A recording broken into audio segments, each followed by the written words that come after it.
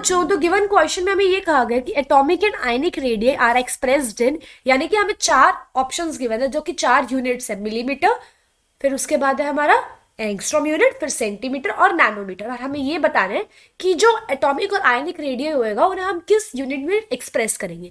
तो सबसे पहले तो हम बात करते हैं इस क्वेश्चन में की कॉन्सेप्ट के बारे में, और इस क्वेश्चन में हमारा की कॉन्सेप्ट हो जाएगा atomic as well as ionic radius या फिर रेडियस।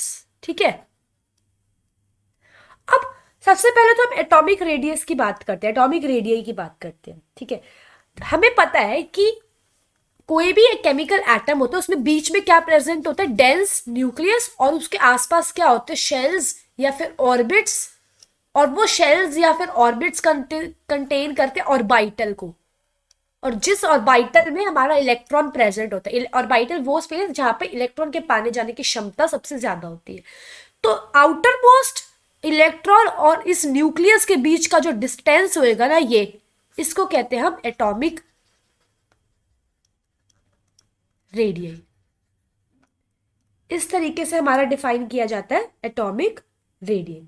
अब जरा हम बात करते हैं आयनिक रेडियस के बारे में भी। आयनिक रेडियस क्या होता है, इसको हम डिस्क्राइब करते हैं as a distance between nucleus of an ion and the outermost shell of an ion. Ion क्या होता है, कोई ऐसा केमिकल, सपोज कोई न्यूट्रल एटम प्रेजेंट था, Na, सोडियम। सोडियम की इलेक्ट्रॉनिक कॉन्फ़िगरेशन क्या होती है, 2 8 और ये 1। जब ये एक electron outer most electron lose करेगा, ऑब्वियस सी बात है, तो क्या बन जाएगा, Na पॉजिटिव। इसको बोलते हैं आयन, कैटायन होता है। जब पॉजिटिव चार्ज होता है तो उसको बोलते हैं कैटायन, जब नेगेटिव होता है तब होता है एनायन।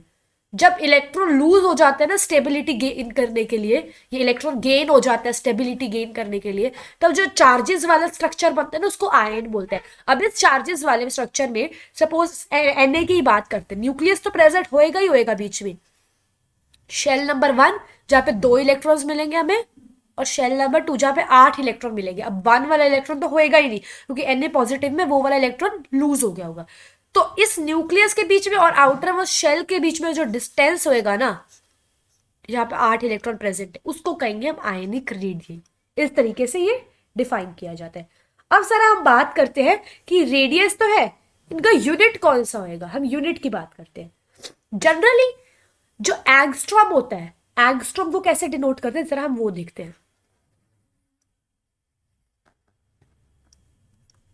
ऐसे, इसका इस तरीके से कैपिटल A और ऐसे, ये होता है एंगस्ट्रॉम। ठीक है, और इसको internationally recognise unit of length होता है, और इसके ये इक्वल होता है, यानी कि 1 angstrom equals to 1 multiplied by 10⁻⁻10 metres.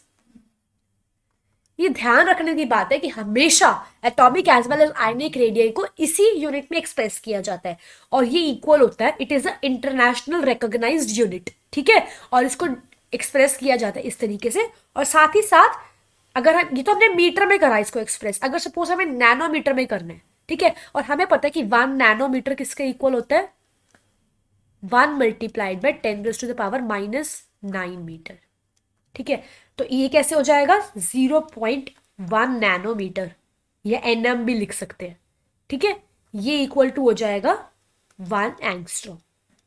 अब हमें क्वेश्चन में यही पूछा गया था कि एटॉमिक और आयनिक रेडियस को इन चारों में से कौन सा यूनिट एक्सप्रेस करता है, तो हमारा हो जाएगा ऑप्शन बी, एंगस्ट्रॉम। तो एक बार हम अपना फाइनल आंसर लिख लेते हैं इधर, जो कि है option B. So now I hope you all understood this question. All the best.